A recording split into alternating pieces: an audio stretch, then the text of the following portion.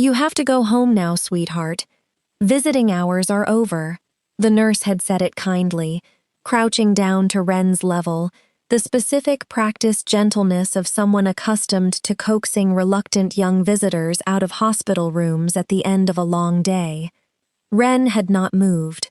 She had been sitting in the small chair beside Bartholomew Reyes's hospital bed for nearly 3 hours, since her mother had brought her along on a visit meant to last no more than 30 minutes, and had refused, with a specific, quiet immovability that had surprised everyone present, every gentle attempt to redirect her attention toward leaving.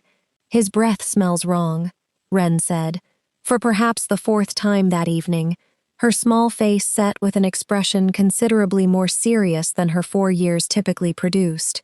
"It didn't smell like that before. I don't want to leave until it smells right again." The nurse had exchanged a brief, patient glance with Consuela, Wren's mother, the particular tired understanding of adults managing a child's stubborn fixation.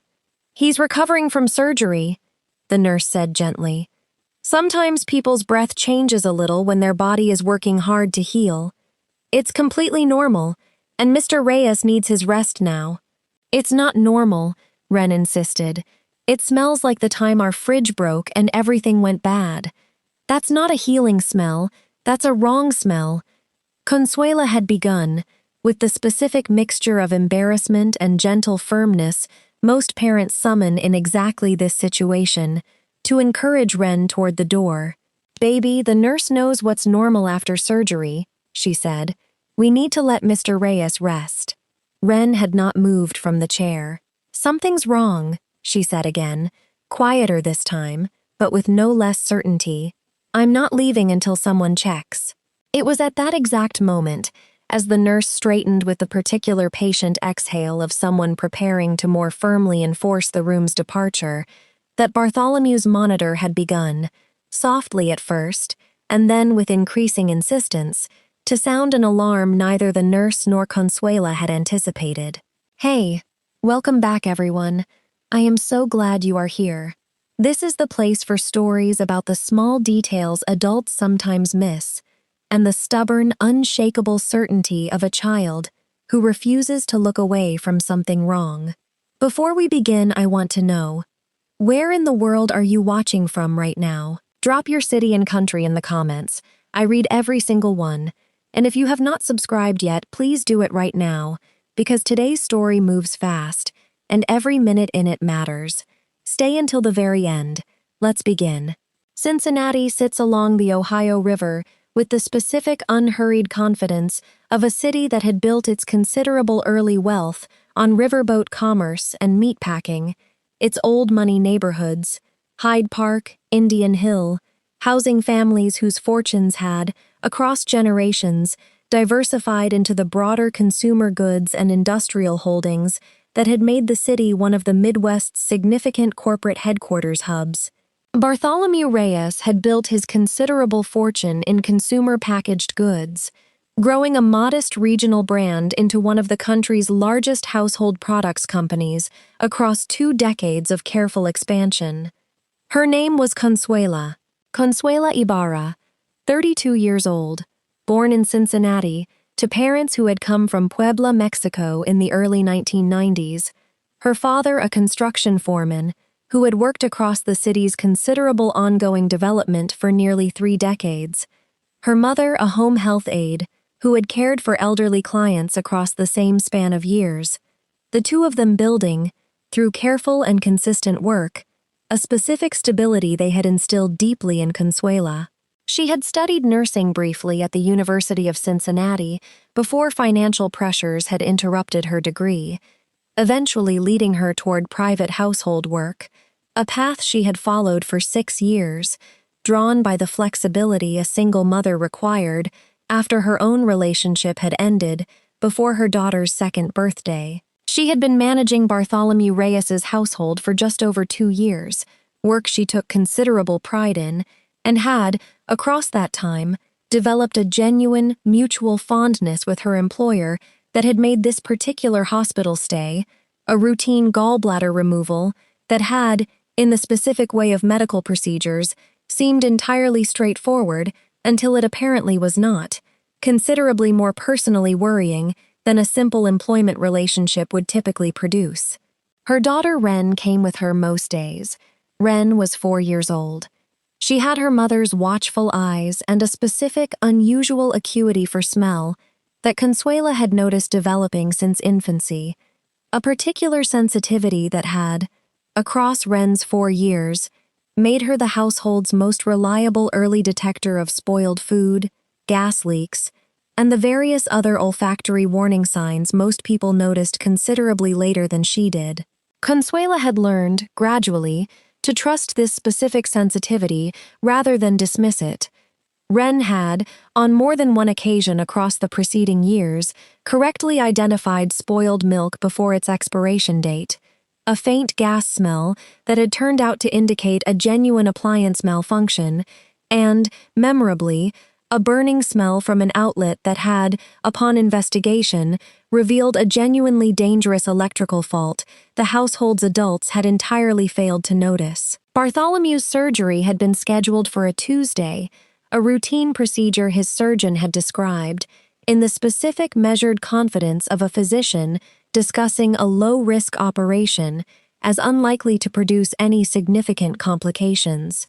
He had come through the surgery itself without incident and had, by Wednesday evening, seemed to be progressing along the entirely ordinary recovery timeline his medical team had anticipated. Consuela had brought Wren for a brief Wednesday evening visit, intending, as she had told the nurse, no more than 30 minutes, enough time for Wren to see that Bartholomew was recovering well, a specific reassurance Consuela understood her daughter needed, given how genuinely fond of him Wren had become across 2 years of regular contact. Wren had noticed the smell within the first 10 minutes. Hit that like button right now, because a 4-year-old's unusually sharp sense of smell is about to catch something that trained medical professionals hadn't yet detected. Subscribe right now because what happens in the next few minutes is going to matter more than anyone in that room initially understood. Let's keep going.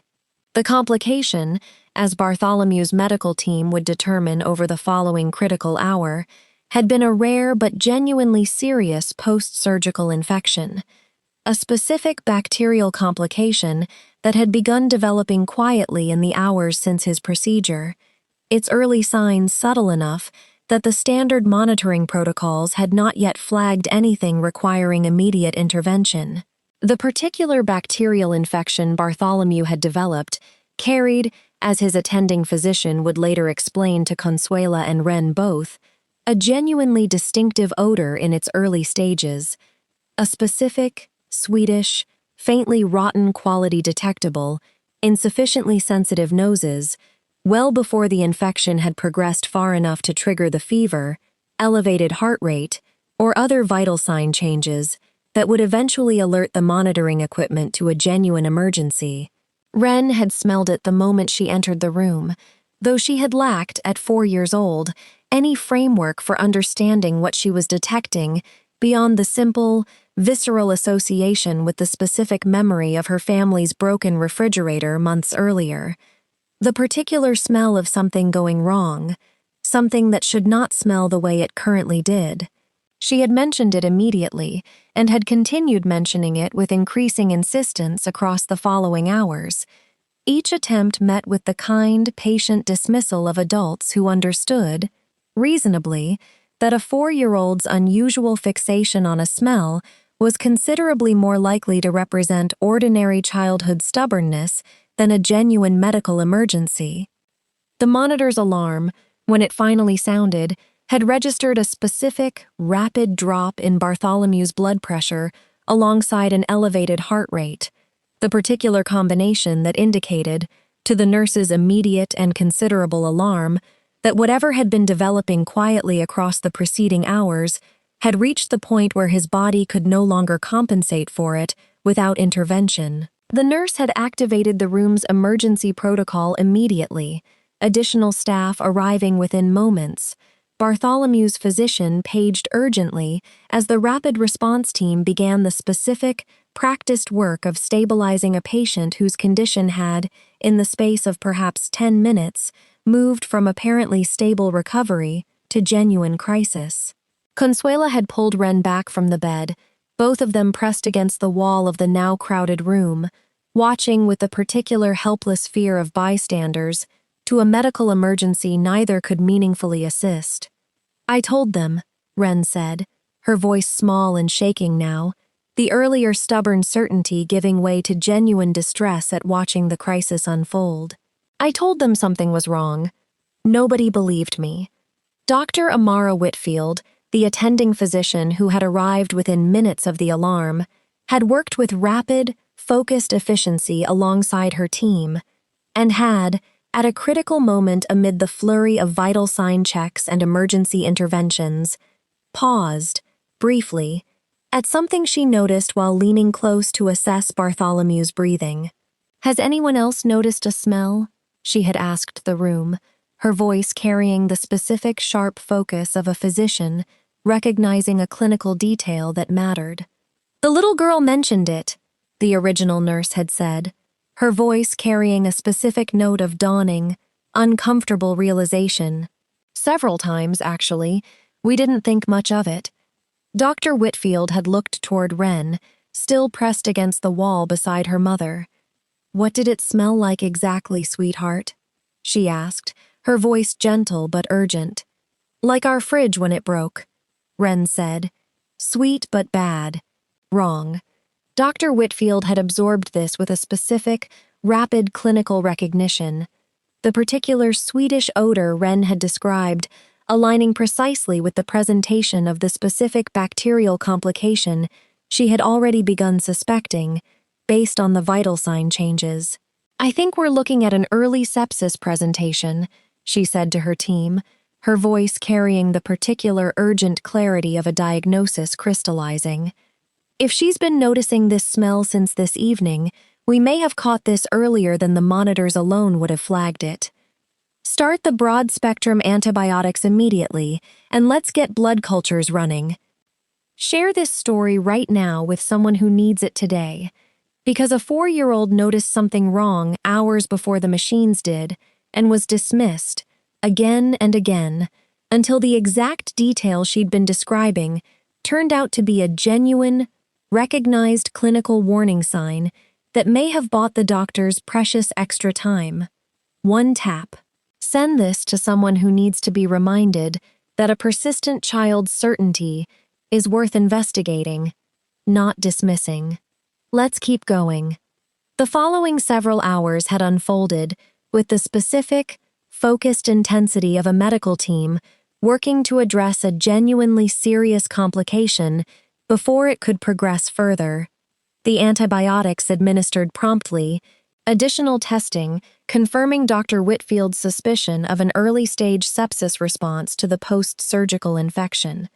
The particular good fortune of catching the condition before it had progressed to the more severe, considerably harder to reverse stages that sepsis could rapidly produce if left unaddressed.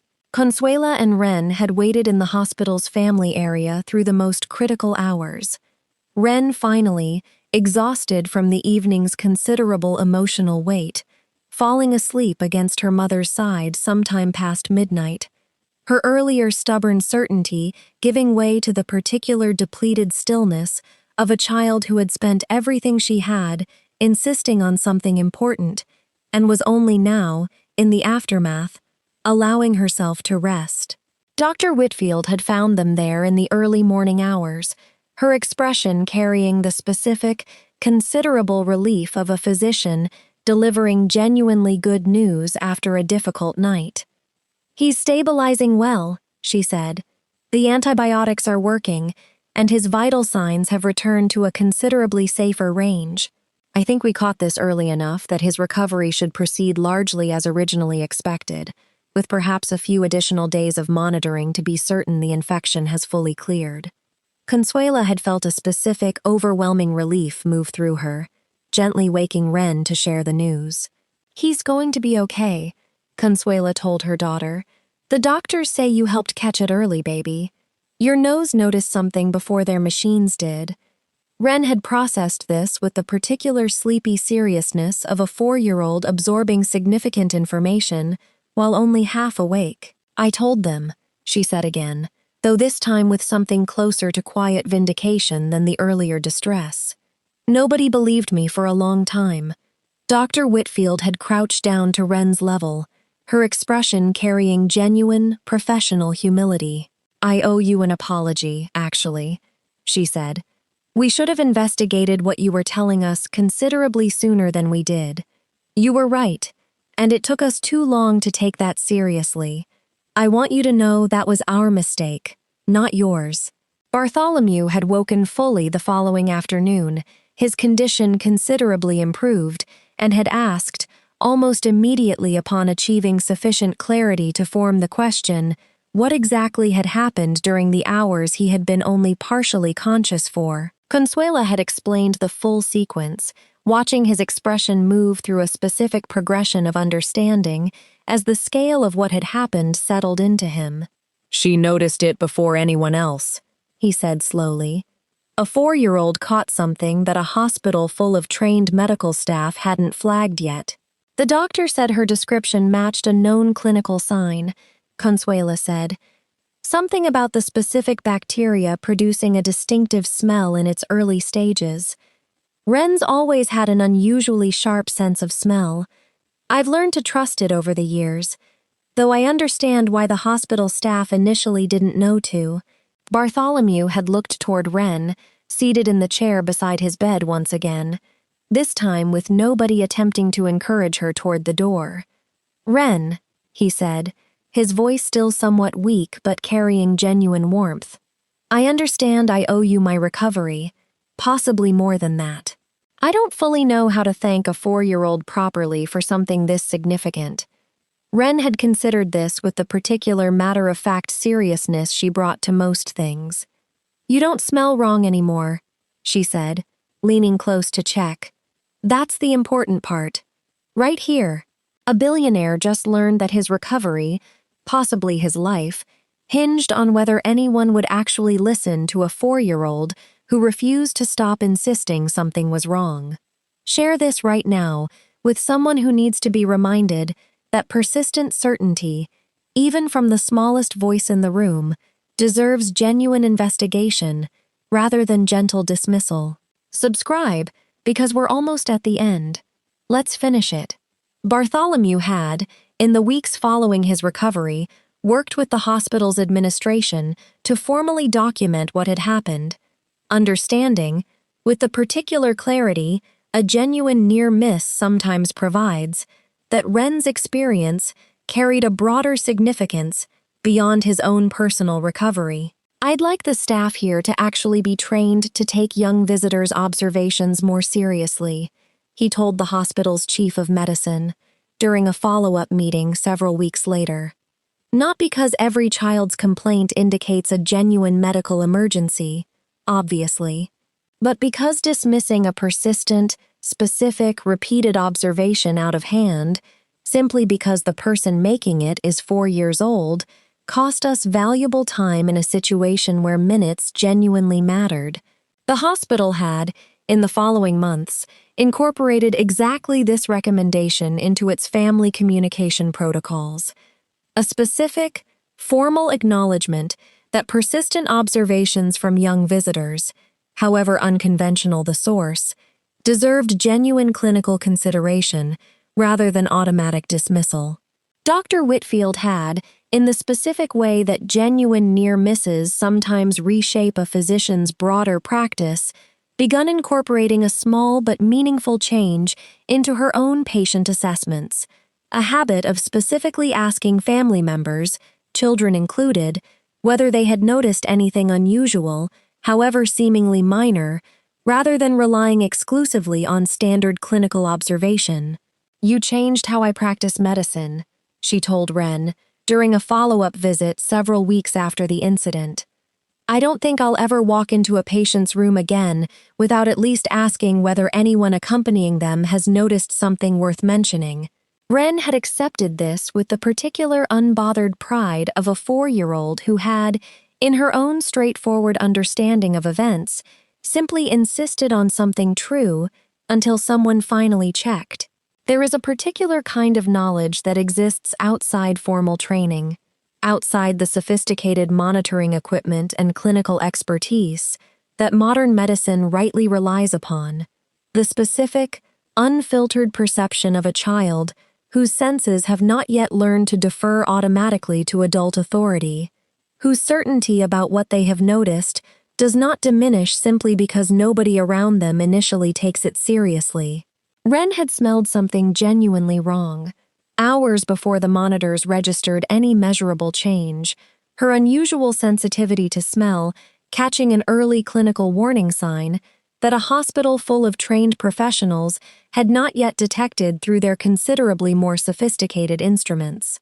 She had said so, immediately and repeatedly, with a specific stubborn certainty that most adults in the room initially read as ordinary childhood fixation rather than genuine, valuable clinical information. It took a crisis, arriving faster and more seriously than anyone anticipated, before someone finally asked the question that should have been asked hours earlier. What exactly did the smell remind her of, and how long had she been noticing it? I told them. Nobody believed me for a long time. A simple, devastating sentence, delivered by a 4-year-old who had done everything within her power to communicate something true and important, and had been gently, repeatedly dismissed, until the exact detail she had been describing all along finally proved to be precisely what everyone in that room needed to hear. Sometimes the most important warning in the room comes from the smallest voice, and the only thing standing between a near miss and a genuine tragedy is whether someone, eventually, decides to listen. If today's story moved you, please hit that like button right now. It costs you 1 second, and it sends this to someone who needs it today. Subscribe, because there are more stories coming. More small, persistent voices that deserve to be taken seriously. More reminders that certainty, however small its source, is always worth investigating. Share this today with someone who needs to be reminded that listening, especially to the people we're most tempted to dismiss, can matter more than we ever expect. And I will see you in the next one.